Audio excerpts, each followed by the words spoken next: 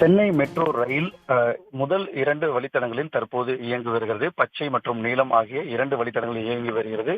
இதனைத் தொடர்ந்து 3 வழித்தடங்களில் தற்போது 2ஆம் கட்ட பணிகள் விறுவிறுப்பாக நடைபெற்று வருகிறது.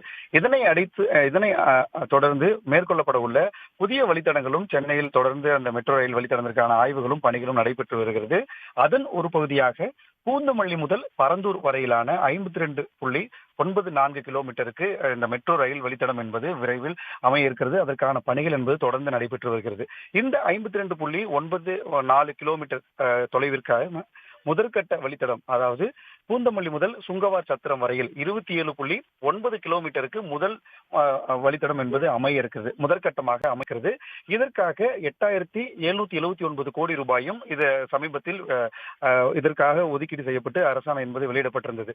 இந்த நிலையில் இந்த வழித்தடத்திற்கான முதற்கட்ட பணிகளை மேற்கொள்வதற்காக, அதாவது நிலம் கையகப்படுத்துதல், சாலை பராமரிப்பு உள்ளிட்ட முதற்கட்ட பணிகளை மேற்கொள்வதற்காக 2,126 கோடி ரூபாய் ஒதுக்கீடு செய்து தற்போது அரசு ஆணை என்பது வெளியிடப்பட்டிருக்கிறது.